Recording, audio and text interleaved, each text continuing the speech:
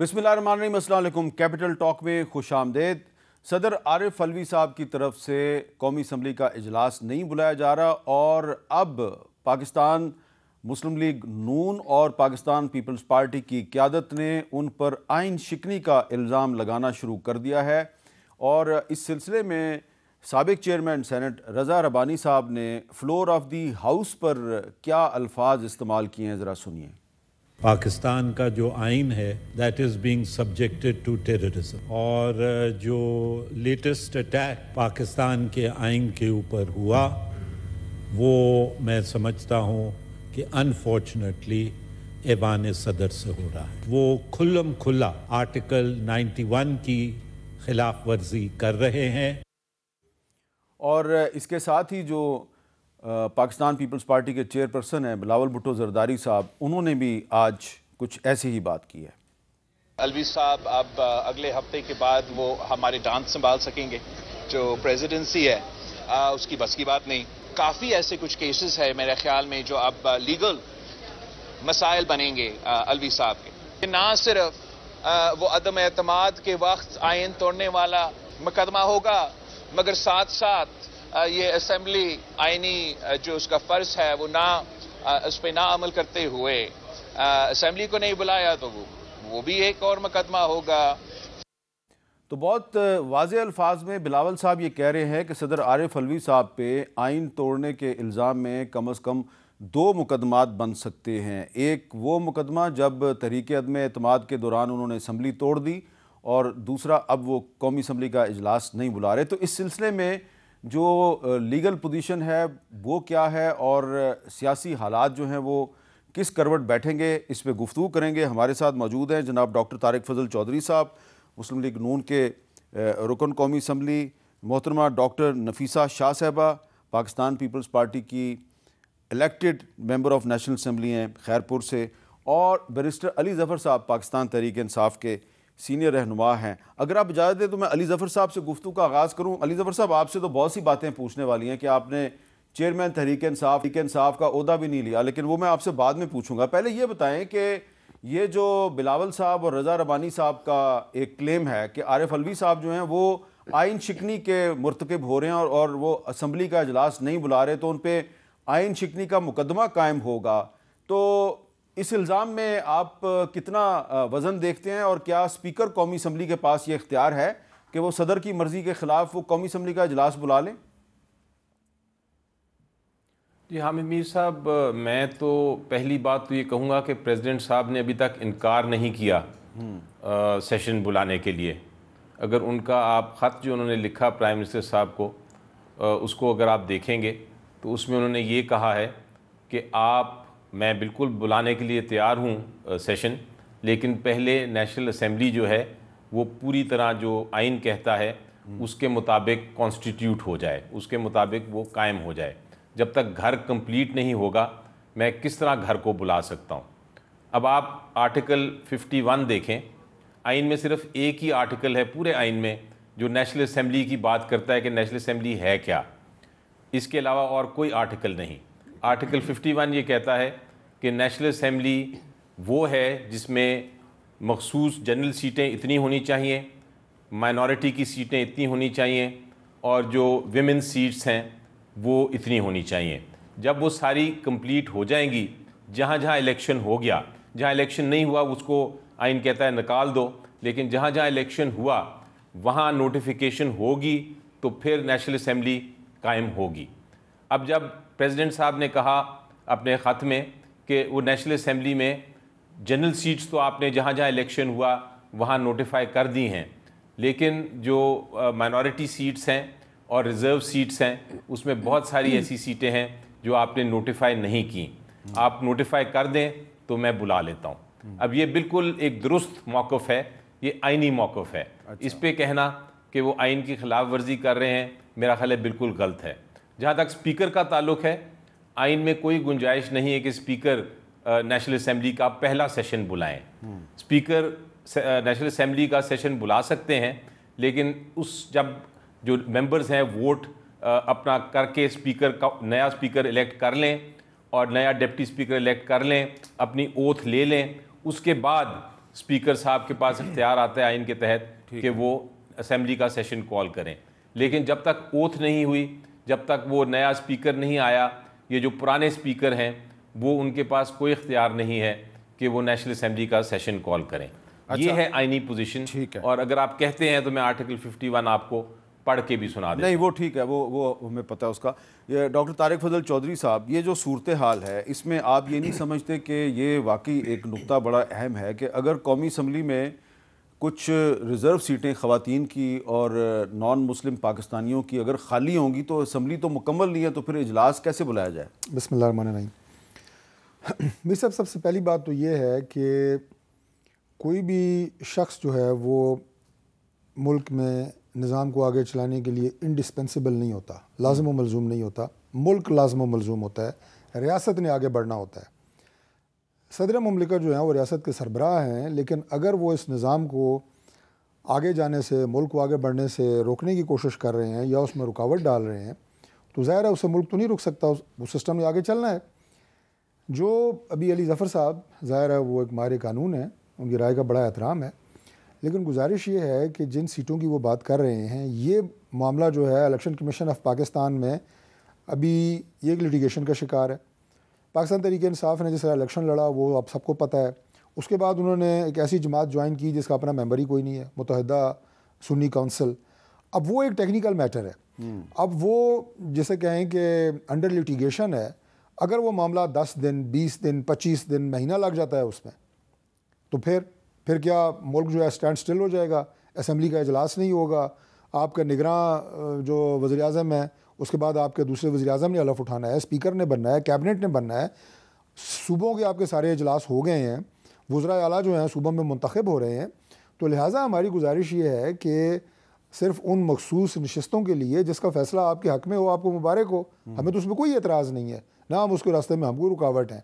تو لہٰذا میں پھر یہ بات کہوں گا کہ آئین میں بالکل یہ گنجائش موجود ہوتی ہے کہ جب آپ اس چیز کو جو کہ ایک جمہوری عمل ہے، پارلیمانی عمل ہے، اسے پریزیڈنٹ روکنے کی کوشش کریں گے تو آپ کے پاس متبادل راستہ ہے کہ آپ نے اپنا کام جو ہے پارلیمنٹ کا اجلاس بلانا ہے، اور وہ بلایا گیا ہے 29 کو. جی ڈاکٹر نفیسہ شاہ صاحبہ، پیپلز پارٹی کی لیڈرشپ کی طرف سے جو صدر عارف الوی صاحب پہ آئین شکنی کے مقدمے کی بات کی جا رہی ہے، یہ صرف ایک سیاسی بیان ہے یا اس میں آپ سیریس بھی ہیں؟ دیکھیں مجھے لگ رہا ہے کہ پریزیڈنٹ جو اس وقت آؤٹ گوئنگ پریزیڈنٹ ہیں عارف الوی صاحب، ان کی جماعت اس سے کافی ناراض رہی ہے ماضی میں، اور شاید وہ جاتے جاتے ان کو راضی کرنا چاہ رہے ہیں. کہاں آئین میں لکھا ہے کہ ہاؤس جب تک جتنے بھی ممبر ہیں 336 ہیں یا 342 ہے، جب تک پورا اینڈ تک وہ ممبر نہیں الیکٹ ہوں گے تو آپ کا اجلاس نہیں ہو سکے گا. ماضی میں کئی ایسی ویکنسیز ہو جاتی ہیں، ممبرز کی ڈیتھس ہو جاتی ہیں، کوئی کہیں علاقوں میں الیکشنز نہیں ہوتی، کب کمپلیٹ ہاؤس، کون سی ایسی روایت ہے جس کی آڑ میں انہوں نے کہا ہے کہ let the house be completed. اور الیکشن کمیشن ایک اسی طرح آئینی ادارہ ہے جیسے صدر ایک آئینی عہدہ ہے، تو الیکشن کمیشن کے پاس یہ فیصلہ ہے. لیکن یہ جو 21 ڈیز کی جو لمٹ ہے اس کو علی ظفر صاحب کہہ رہے ہیں کہ نہیں ہو سکتا. تو اب بتائیں کہ اگر یہ الیکشن کمیشن فیصلہ نہیں کرتی تو کیا صدر صاحب الیکشن وہ نہیں بلائیں گے؟ اور اگر وہ نہیں بلائیں گے تو آٹومیٹکلی جو روایت ہے کہ بلز میں بھی اگر وہ بلز اپروو نہیں کرتے یا سائن انٹو لا نہیں کرتے تو آٹومیٹکلی ہو جاتے ہیں according to the parliamentary system. آپ کہہ رہی ہیں کہ صدر اجلاس بلائیں نہ بلائیں اجلاس ہوگا. دیکھیں اگر نہیں بلاتے تو شوڈ وی لیٹ ایک آئینی بحران کریٹ ہو جائے. اور عارف الوی صاحب کی جو روایات رہی ہیں وہ کوئی مطلب ایک متنازع صدر ہی رہے ہیں. جس وقت عمران خان صاحب پرائم منسٹر تھے تو صدارتی محل سے آرڈیننسز جاری کیا جاتا تھا، آرڈیننس فیکٹری لگائی جاتی تھی. پھر نو کانفیڈنس میں آپ نے دیکھا کہ کیسے اچانک انہوں نے اسمبلی ڈیزالو کر دی اوور نائٹ، یہ بھی ایک غیر آئینی کام ہے. پھر جو جوڈیشری میں پھوٹ پڑی، اور آج بھی میں سمجھتی ہوں کہ وہ ایک تسلسل جو ہے اس کا چل رہا ہے. ہم دیکھ رہے ہیں کہ ابھی تک ڈیوائیڈڈ جوڈیشری ہے، وہ بھی ان کے ٹائم میں شروع کیا جب امپیچمنٹ کی پروسیڈنگز انہوں نے شروع کروائیں اور انہوں نے ریفرنسز لکھے. تو اس قسم کے انہوں نے کئی ایسے کام کیے ہیں جو آئین کے لیے یا ملک کی جمہوریت کے لیے کوئی اچھی روایت نہیں قائم کر کے جا رہا ہے وہ. اور اس وقت لگ تو یہی رہا ہے کہ یہ ان کا سیاسی قدم ہے اور یہ جاتے جاتے اپنے پارٹی میں اپنے number, because now he go back to the drawing board, وہ اپنے وہاں اگر وہ ڈینٹسٹری میں جا رہے ہیں یا اپنی سیاست میں واپس جا رہے ہیں تو وہ پھر میرے خیال سے اپنے آپ کو وہ بحالی کا کوئی ایک قدم رکھ رہا ہے. لیکن یہ اچھی بات نہیں ہے کہ آپ آئین کو ایسے آپ اس کو انٹرپریٹ کریں جس میں آئینی بحران بھی ہو سکتا ہے. اچھا علی ظفر صاحب, آپ کے ایک ساتھی سینیٹر ہیں اعظم نذیر تارڑ صاحب, ان کی بھی اس پہ ذرا رائے سن لیں, اس معاملے پہ کیا, ذرا سنیں. یہ ایک انہونی بات ہے کہ ایک سیاسی جماعت جس نے انتخابات میں حصہ نہیں لیا, اور اگر لیا تو عوام نے اسے ریجیکٹ کر دیا اور اسے ایک سیٹ بھی نہیں دی سنی اتحاد پاکستان کو. اب وہ کہتے ہیں کہ ہمیں کچھ آزاد لوگوں نے جوائن کر لیا ہے, لہٰذا ہمیں بھی مخصوص نشستیں دی جائیں. یہ نہ آئین میں اس کا کہیں گنجائش ہے اور نہ ہی جو الیکشن ایکٹ اور اس کے رولز ہیں اس میں گنجائش ہے.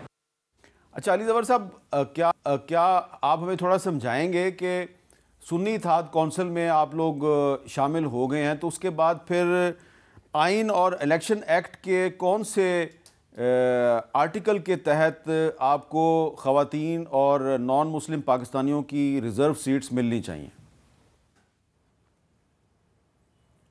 جی دیکھیں, جہاں تک تعلق ہے آئین کا, آئین بڑا واضح طور پہ کہتا ہے کہ جتنے بھی آپ کے کینڈیڈیٹس الیکٹ ہوں, چاہے انڈیپینڈنٹ ہوں یا انڈیپینڈنٹ کسی پارٹی کے ہوں, اس کے پروپورشنیٹ آپ کو مائنورٹی سیٹس بھی اور ویمن سیٹس بھی ملتی ہیں. ٹھیک ہے. اور اس کی پوری ہسٹری ہے, تاریخ ہے. پہلے کچھ چند تھے, پھر آہستہ آہستہ کرتے 2002 میں مشرف صاحب کے زمانے میں اس کو انکریز کر دیا گیا, پرسنٹیج زیادہ ہو گئی, اور پھر 18th امینڈمنٹ کے بعد وہ پرسنٹیج قائم ہو گئی جو کہ اب 51 آرٹیکل میں لکھا ہے. تو اب یہ نہیں ہو سکتا کہ آپ کی جو جماعت ہے اس کے پاس اگر لیٹ سے 10 سیٹیں ہوں تو آپ کو 70% سیٹیں مائنورٹی اور ویمن مل جائیں گی. آپ کو 10 سیٹوں کے مطابق ہی ملے گا. اگر آپ KPK کا اگزامپل لیں تو وہاں 96% جو سیٹیں ہیں وہ PTI کی ہیں, تو 96% جو آپ کی مائنورٹی سیٹس ہیں اور ویمن سیٹس ہیں وہ PTI کے کینڈیڈیٹس کو ملیں گی, وہ جس پارٹی میں بھی چلے جائیں. یہ نہیں ہو سکتا کہ وہ باقی سیٹیں جو 96% ہیں وہ آپ 4% والے لوگوں کو دے دیں. اب مجھے خوشی تھی کچھ دیر پہلے کہ میرے جو ساتھی PMLN اور پیپلز پارٹی والے تھے وہ کہتے تھے کہ جہاں تک یہ ریزرو سیٹس کا تعلق ہے, ہمیں تو اپنی ریزرو سیٹس مل گئی ہیں, ہمیں تو اب اس سے زیادہ ضرورت نہیں ہے, ہم لے بھی نہیں سکتے آئین کے تحت. تو یہ جانیں اور الیکشن کمیشن آف پاکستان جانیں. اب آج کے دن میں نے عجیب و غریب چیز دیکھی, اور وہ یہ تھی کہ یہ الیکشن کمیشن آف پاکستان میں کیس لگا تو پیپلز پارٹی بھی, PMLN بھی, MQM بھی وہ آ گئی, اور وہ اب یہ ڈیمانڈ کرنے جا رہے ہیں کہ یہ جو سیٹیں ہیں ہمیں اپنی پروپورشن سے زیادہ یہ سیٹیں ہمیں آپ دے دیں. اچھا, یعنی کہ آپ نے وہ سنی ہوگی کہانی, وہ ہنس اور گولڈن ایگ کی, سنہری انڈوں کی, یا وہ جو کتے اور اس کی جو ہڈی تھی اس کی کہانی, جس میں وہ چیز حاصل کرنے کی کوشش کی جو کہ آپ کا جس پہ کوئی حق نہیں ہے, تو اس کا نقصان پھر الٹیمیٹلی اس کہانی میں کس کو ہوا, جو زیادہ گریڈی تھا, جس کو زیادہ لالچ تھی. تو اب یہ پولیٹیکل پارٹیز جو ہیں یہ ڈیمانڈ کر رہی ہیں الیکشن کمیشن آف پاکستان کے سامنے جا کے کہ جناب ہماری تو KPK میں کوئی سیٹ نہیں ہے, لیکن یہ سیٹیں جو ہیں آپ PTI کے جو کینڈیڈیٹس ہیں جو انڈیپینڈنٹ ہیں لیکن اب انہوں نے جوائن کر لی ہے سنی پارٹی, ان کو دے دیں. اب آپ پوچھیں گے کہ سنی پارٹی جوائن کیوں کیا آپ نے؟ سنی پارٹی ہم نے اس لیے جوائن کی کیونکہ آپ کو یاد ہے کہ جب ہمارا سمبل لے لیا گیا تھا تو ایک ایشو آ گیا کہ جس کے پاس سمبل نہیں ہے, ایک رول ہے 94 بنایا ہوا الیکشن رولز میں 2017 کہ اگر آپ کے پاس سمبل نہیں ہے تو پھر آپ جو ہیں آپ کو آپ کے انڈیپینڈنٹ کینڈیڈیٹس جو ہیں آپ کو جوائن نہیں کر سکتے. اب ہمیں مجبوراً ایک ایسی پولیٹیکل پارٹی جوائن کرنی پڑی جس کے پاس سمبل ہو. ٹھیک ہے. آئین یہ کہتا ہے آپ کا کہ اگر آپ کے پاس سمبل ہے, اگر آپ کے پاس ایک پولیٹیکل پارٹی رجسٹرڈ ہے, تو انڈیپینڈنٹ جو کینڈیڈیٹس ہیں وہ اس پولیٹیکل پارٹی کو جوائن کر سکتے ہیں, اور اگر وہ جوائن کر لیں گے تو پھر ان کو ریزرو سیٹس مل جائیں گی. ٹھیک ہے. اب یہ پی ایم ایل این یا کسی اور جماعت کو کیا اعتراض ہو سکتا ہے کہ آپ نے کیوں جوائن کیا اور آپ نے ریزرو سیٹس کیوں لی؟ اچھا, اس کو جو مل رہا ہے ان کو آلریڈی مل گیا ہے, اس پہ ان کو جو آئین کہتا ہے وہ مل گیا ہے. ٹھیک ہے. اچھا, اب اس وہ پہ مزید کیوں لڑائی کرنا چاہتے ہیں, کیوں اپنا خود ہی پولیٹیکل اور آئینی ایک بحران پیدا کر رہے ہیں؟ اچھا, اس پہ الیکشن کمیشن آف پاکستان اور ہم جانے. ہمیں اس پہ مجھے تھوڑی سی ڈفرینس آف اوپینین بھی نظر آ رہی ہے. ایک مسلم لیگ نون کی سینیٹر ہیں سعدیہ عباسی صاحبہ, ان کا اس پہ کیا پوائنٹ ہوا, ذرا سنیں. ظفر صاحب نے کہا کہ ہماری جو سیٹس ہیں خواتین کی ریزروڈ سیٹس, میں ان کی اس بات کو انڈورس کرتی ہوں اور سپورٹ کرتی ہوں کہ جو سیٹس ان کی بنتی ہیں وہ ان کو دی جائیں. اس الیکشن کی جو کریڈیبلٹی ہے وہ دنیا بھر کے سامنے ہے. ہم نے جو کچھ دیکھا اس حقیقت سے ہم اپنی نظریں نہیں چھپا سکتے, لیکن اس کا یہ مطلب نہیں کہ اس ابیوز کو ہم مزید آگے بڑھاتے جائیں. اس ایوان میں لوگوں نے کہا کہ چیف الیکشن کمشنر کو ریزائن کرنا چاہیے تھا, اور واقعی ان کو کرنا چاہیے تھا, اس لیے کہ جو الیکشن جو تھا وہ شفاف نہیں تھا. اچھا, یہ اب طارق فضل چودھری صاحب, میں ظاہر بات ہے یہ تو سوال آپ ہی سے کروں گا کہ آپ کی پارٹی میں صرف یہ ایک سعدیہ عباسی صاحبہ نہیں ہے, جاوید لطیف صاحب بھی ہیں, وہ بھی ایسی ہی باتیں کر رہے ہیں, اور جعفر خان مدوخیل صاحب جو ہیں وہ مسلم لیگ نون بلوچستان کے صدر ہیں, انہوں نے بھی کہا کہ مجھے 3 کروڑ کے ساتھ ہرا دیا گیا. لیکن سعدیہ عباسی صاحبہ کہہ رہی ہیں کہ جو ویمن سیٹس کا جو مسئلہ ہے اس پہ جو تحریک انصاف کا موقف ہے وہ ٹھیک ہے. میری صاحب دو باتیں ہیں جو ابھی سینیٹر سعدیہ عباسی صاحبہ نے جو بات کی ہے, اور دوسرے بھی 1-2 لوگوں کا آپ نے ذکر کیا, نام لیا. دیکھیں, پی ایم ایل این جو ہے وہ ایک ڈیموکریٹک پارٹی ہے, اس میں ڈفرینس آف اوپینین ہوتا ہے, اور اکثر ہمارے اپنے جو انٹرنل اجلاس ہوتے ہیں اس کے اندر اس طرح کی باتیں کی جاتی ہیں. اگر کوئی میڈیا پہ بھی کر رہا ہے تو وہ اس کی اپنی مرضی ہے, لیکن یہ رہنا چاہیے پارٹیوں کے اندر. دوسری بات جو آپ علی ظفر صاحب سے بات کر رہے تھے, ریزرو سیٹس کی جو انہوں نے بات کی, دیکھیں ہم کوئی انٹرسٹڈ نہیں ہے پی ایم ایل این. بات بڑی سیدھی سی ہے, یہ ایک ٹیکنیکل اور لیگل میٹر ہے. اب انہوں نے بیچ میں اپنی گفتگو میں ذکر کیا کہ جناب ہم نے جوائن اس لیے کیا سنی اتحاد کی, ہم سے بلا لے لیا گیا تھا. بلا کیوں لے لیا گیا تھا, اس کے پیچھے کیا تھی؟ اس کے پیچھے پاکستان تحریک انصاف کی ضد اور انا تھی, جو ان کا ترا امتیاز ہے ان کی سیاست کا. اب میں being president P M L N Islamabad, ہر سال اپنی جماعت کے تمام ریٹرنز, اکاؤنٹس, ایسٹس اپنی سیکرٹری جنرل کی طرف سے, صدر کی طرف سے لے کے میں الیکشن کمیشن جاتا ہوں, ہم وہاں جمع کراتے ہیں, اور جو بھی ریکوائرمنٹ ہے الیکشن ایکٹ میں جماعت کی رجسٹریشن کے لیے جو لوازمات ہیں وہ ہر سال ہم پورے کرتے ہیں. اس لیے ہماری جماعت رجسٹرڈ ہے اور ہمارا نشان ٹائیگر جو ہے انٹیکٹ ہے. اب اگر آپ یہ لوازمات پورے نہیں کریں گے اور آپ یہ چاہیں گے جناب کہ آپ کا نشان انٹیکٹ رہے, تو وہ نشان انٹیکٹ نہیں رہتا, اس وجہ سے آپ کا نشان گیا. کوئی ہم نے تو نہیں درخواست دی تھی کہ ان کا بلا ان سے لے لو, وہ اس وجہ سے گیا. اب اس کے بعد یہ کہ آپ نے ایک ایسی جماعت, جس طرح وہ بات کر رہے ہیں خود بھی, کہ جس کے پاس کوئی سیٹ نہیں تھی, یہ ایک غیر معمولی صورتحال ہے جو کہ پیدا ہوئی ہے. اور اب الیکشن کمیشن جو الیکشن ایکٹ میں جو پروویژنز موجود ہیں, جو پاکستان کا آئین جو کہہ رہا ہے, اسی کے مطابق اس کو ڈیل کر رہا ہے. اور یہ مسئلہ ابھی الیکشن کمیشن میں زیر التوا ہے, اس کا فیصلہ ہونا ہے, اور جو قانون اجازت دے گا اس کے مطابق فیصلہ ہو. ہم تو اس کے اوپر راضی ہیں, ہمیں تو کوئی اس پہ کوئی اعتراض نہیں ہے. پی ایم ایل این نے نہ یہ سیٹیں روکی ہیں, نہ پی ایم ایل این نے یہ سیٹیں دینی ہیں. یہ معاملہ جو ہے آئین اور قانون کے مطابق ڈیل ہو رہا ہے, اور وہی فیصلہ وہ نہیں قبول ہونا چاہیے. اور ڈاکٹر صاحب آپ کا کیا خیال ہے, آپ تو خیر ویسے جنرل سیٹ پہ جیت کے آئی ہیں, لیکن کیا یہ علی ظفر صاحب کا کہنا درست ہے کہ مسلم لیگ نون اور پیپلز پارٹی جو ہیں وہ یہ چاہتے ہیں کہ جو ریزرو سیٹیں ان کا شیئر ہیں وہ ان 2-3 پارٹیوں میں تقسیم کر دی جائیں؟ دیکھیں, مجھے علم نہیں ہے کہ کیا آرگیومنٹس پیش کی ہیں اگر پارٹیز بنی ہیں, یہ کوئی نئی ڈیولپمنٹ ہوگی. لیکن جہاں تک میرا اپنا خیال ہے, قانون اور آئین کے مطابق ای سی پی کو فیصلہ کرنا چاہیے. مجھے نہیں پتا کہ اب سنی اتحاد کاؤنسل بحیثیت سیاسی انٹیٹی وہ ریکگنائز کرتی ہے, الیکشن کمیشن نہیں کرتی, اور اگر وہ نہیں کرتی تو اگر پروپورشنز ہیں تو جو باقی پارٹیز ہیں ان کی پروپورشنٹ نمائندگی آتی ہے. نہیں, یہ سارا الیکشن کمیشن پر چھوڑنا چاہیے, لیکن آئین کے مطابق جو ہے وہ فیصلہ ہونا چاہیے. ہمارے جو ویورز ہیں ان کو یہ سمجھائیں کہ پیپلز پارٹی جو ہے وہ ایک پیپلز پارٹی پارلیمنٹیرین ہے، ایک 3P ہے، ایک 4P ہے. تو آپ کی پارٹی کے ساتھ بھی کچھ سمبل کا مسئلہ تھا، پہلے تلوار تھا پھر تیر ہو گیا. آپ نے اس کو کیسے ریزالو کیا ہے، اور آپ یہ نہیں سمجھتے کہ جو زیادتی آپ کے ساتھ ہوئی تھی وہی PTI کے ساتھ ہوئی؟ دیکھیں، ہم نے تو بارہا یہ کہا ہے، ہمارے چیئرمین صاحب نے بھی یہ کہا، اور اب بھی آج بھی پریس کانفرنسز نے انہوں نے یہ کہا کہ ہماری یہ روایت رہی ہے کہ ہم حکومتوں میں آتے ہیں تو سیاسی قیدی بھی رہا کرتے ہیں، اور آپ کو پتہ ہے اب ریفرنس کس کو ہو سکتی ہے. اب حکومت جو ہے وہ تو یہ نون والے بنائیں گے. ہماری یہ روایت رہی ہے کہ ہم نہ انتقامی کارروائیاں کرتے ہیں اور ہم چاہتے ہیں کہ سیاست کو رستہ ملے. ہم نے پہلے بھی کہا تھا بارہا کہ جو بیٹ ہے وہ ان کا حق ہے، ان کو ملنا چاہیے. اب جو رولنگ ہوئی ہے، اب یہ آئینی ادارے ہیں، پھر آپ کو ان کے ساتھ چلنا ہے، لیکن سیاست کو اس ملک میں رستہ دینا ہوگا، اور اداروں کو بھی ہم کوئی بھی پولیٹیکل پارٹی اداروں کو نہ استعمال کرے اپنے مقاصد کے لیے، ان کو آزادانہ فیصلے کرنے دیں. پیپلز پارٹی کے ایک ہسٹری رہی ہے اور ہم نے اس کا مقابلہ کیا ہے.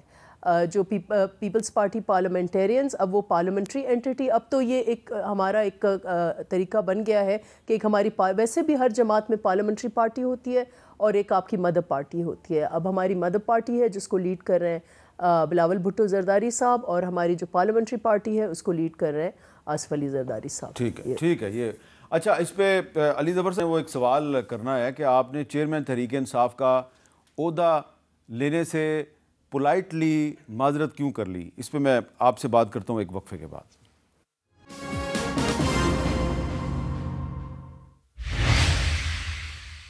کیپٹل ٹاک میں دوبارہ خوش آمدید. بیرسٹر علی ظفر صاحب ہمارے ساتھ موجود ہیں، پاکستان کے نامور قانوندان ہیں، تحریک انصاف کے رہنما. علی ظفر صاحب، مجھے یہ بہت سے لوگ یہ سوال کرتے ہیں، تو میں تو جواب دینے کی پوزیشن میں نہیں ہوں، تو آج خوش قسمتی سے آج ہمارے ساتھ موجود ہیں آپ، تو میں اس لیے آپ سے یہ سوال کرنا چاہتا ہوں کہ لوگ یہ پوچھتے ہیں کہ یہ علی ظفر صاحب جو ہیں یہ تحریک انصاف کے چیئرمین بنائے جا رہے تھے، انہوں نے کیوں انکار کیا، کیوں نہیں بنے چیئرمین؟ جی حامد میر صاحب، دیکھیں بڑی اعزاز کی بات ہے، بڑا آنر کی بات ہے، اور میں شکر گزار ہوں عمران خان صاحب کا بھی، اور جتنے ہمارے لیڈران تھے جنہوں نے یہ کہا کہ بڑی اچھی بات ہے آپ سنبھالیں چیئرمین شپ کا عہدہ. لیکن مجھے لگا کہ جس طرح ایک مفادات کا ٹکراؤ ہے جس کو آپ کانفلکٹ آف انٹرسٹ کہتے ہیں، کیونکہ میں کوشش کر رہا ہوں کہ عمران خان صاحب اپنے کیسز ان کے جیتیں، وہ بری ہوں اور آ کے اپنی چیئرمین شپ سنبھالیں.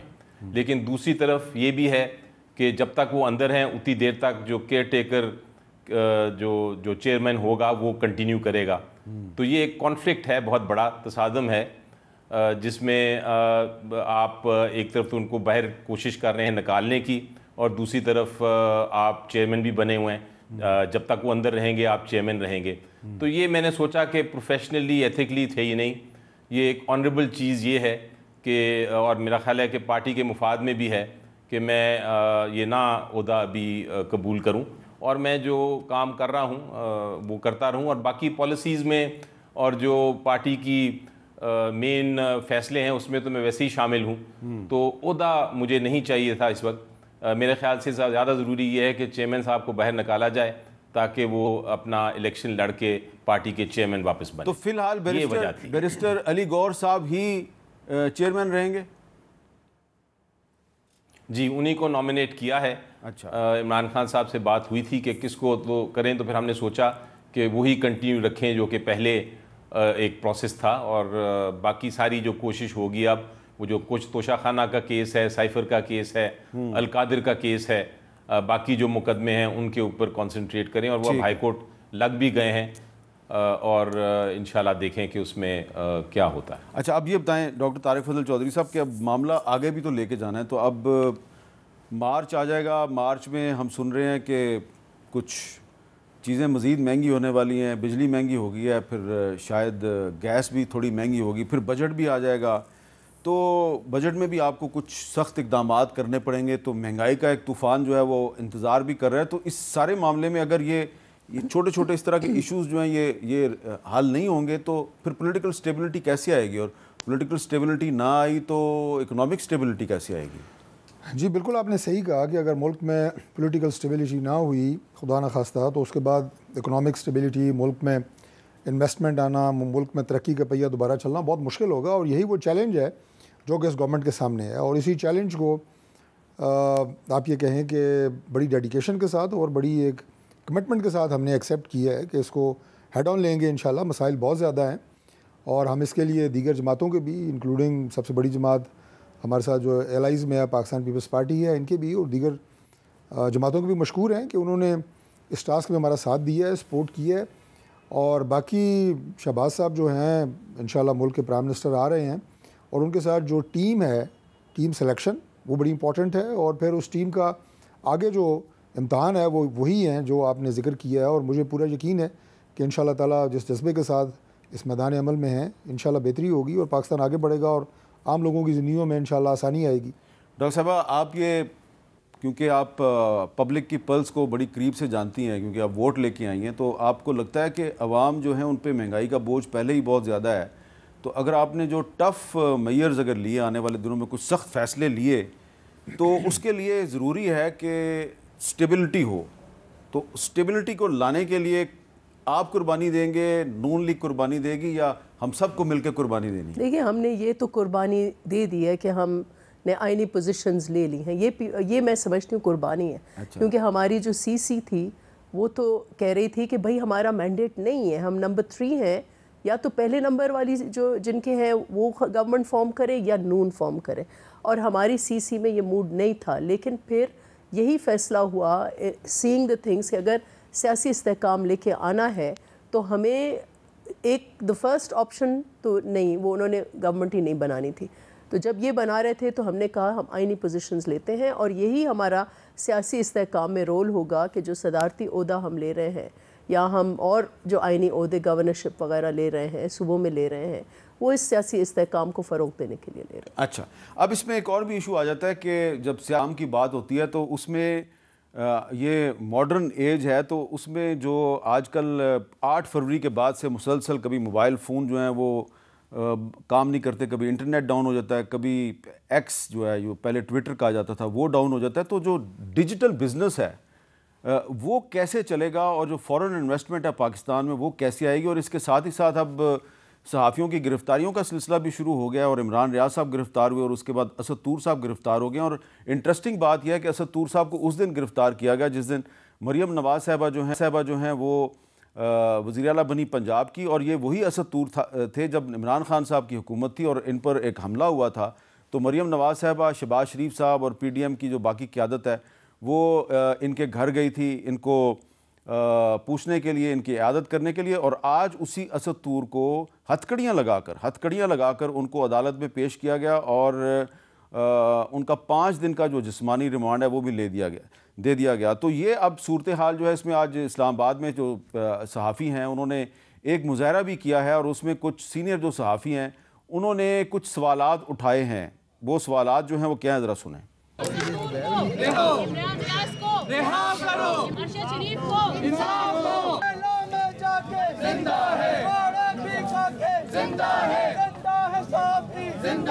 ان کے جو لائر تھے وہ لائر نے کہا جی کہ مجھے تو معلوم ہی نہیں ہے کہ چارجز کیا ہیں، یعنی کس جرم میں گرفتار کیا ہے. جب وہ بیٹھا رہا تو اس ٹائم تک یہ 5-6 گھنٹے بٹھانے کے باوجود بھی اس بات کا نہیں بتایا گیا کہ کس جرم میں گرفتار کیا جا رہا ہے. ریاست پاکستان کو سوچنا چاہیے کہ اس طریقے سے آپ صحافت کا یا صحافیوں کا جو ہے وہ زبان بندی نہیں کر سکتے. ابھی اس ہفتے نئی حکومت میں آنا ہے تو یہ ریاست کیا میسج دے رہی ہے کہ نئی حکومت جو پاکستانیوں نے الیکٹ کی ہے تو کیا وہ ایسے انوائرمنٹ میں وہ آئے گی اختیار میں جہاں پہ اس قسم کی بندشیں ہوں، اس قسم کے انٹرنیٹ کی سینسرشپ ہو، اور اس قسم کے جو صحافی ہیں ان کو اریسٹ کیا جائے. تو اس پہ ہم بات کرتے ہیں اپنے مہمانوں کے ساتھ ایک وقفے کے بعد.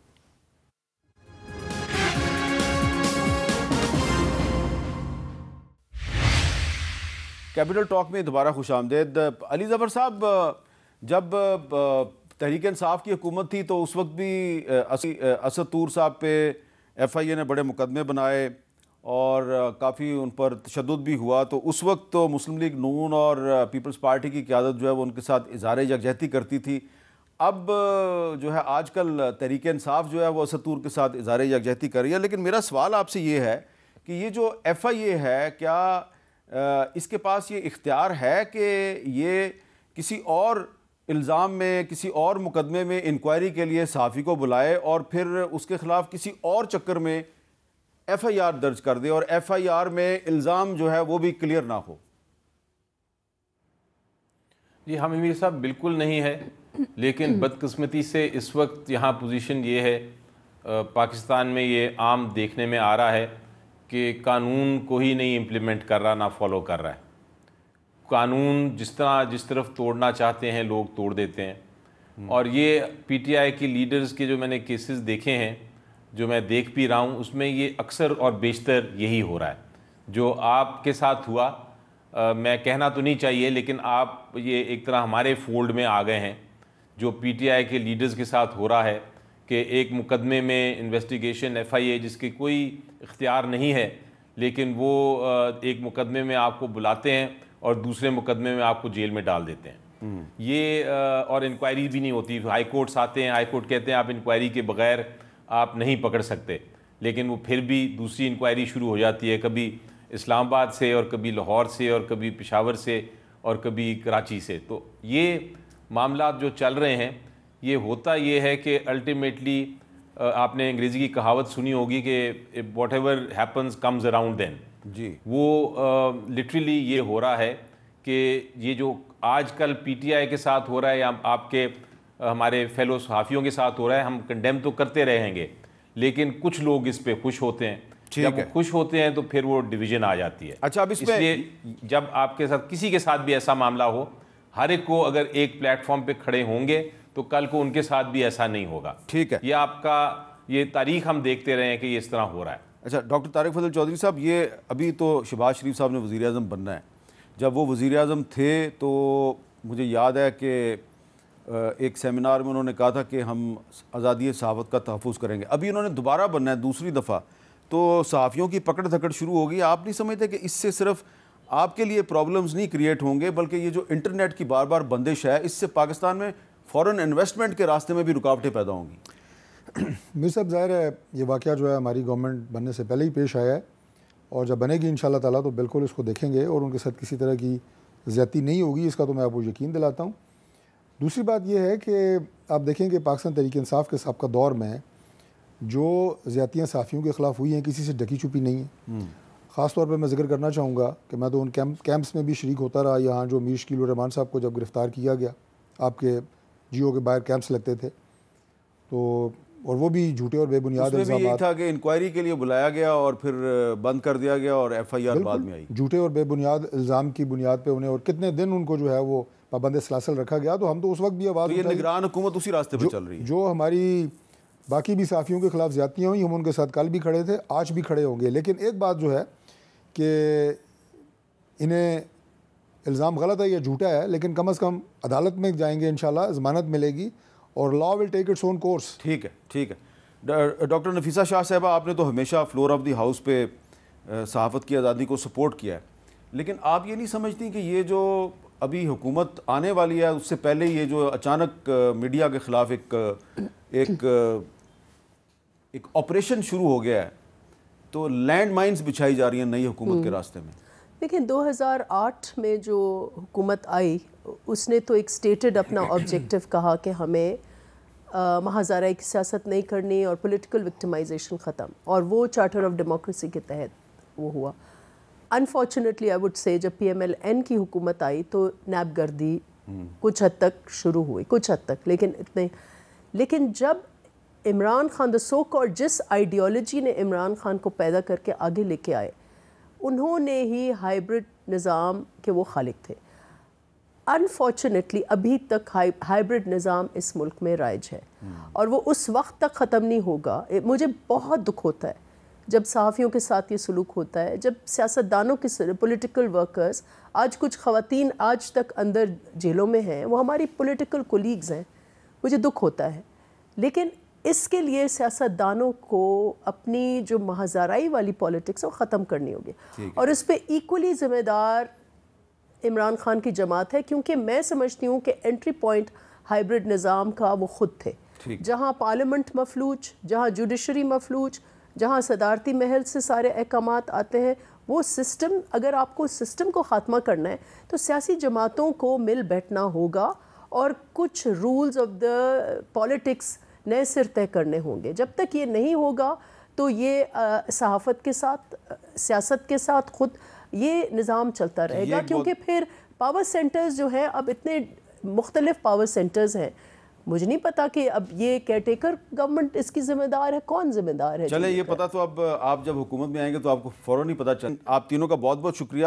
یہ بات بڑی اہم ہے کہ کسی کو بھی جو آنے والی حکومت ہے اس سے محاذرائی کا شوق نہیں ہے، لیکن یہ جس طریقے سے صحافیوں کی گرفتاریاں شروع ہو گئی ہیں اور بار بار سوشل میڈیا پر پابندیاں لگائی جاتی ہیں، کبھی موبائل فون بند ہوتے ہیں، کبھی انٹرنیٹ ڈاؤن ہو جاتا ہے، کبھی ٹویٹر کو ڈاؤن کیا جاتا ہے، تو ایسا لگتا ہے کہ آنے والی جو حکومت ہے اس کو ورثے میں بہت سے ایشوز، بہت سے پرابلمز ملیں گے جن کو ایڈریس کرنا اس کے لیے بہت بڑا چیلنج ہوگا۔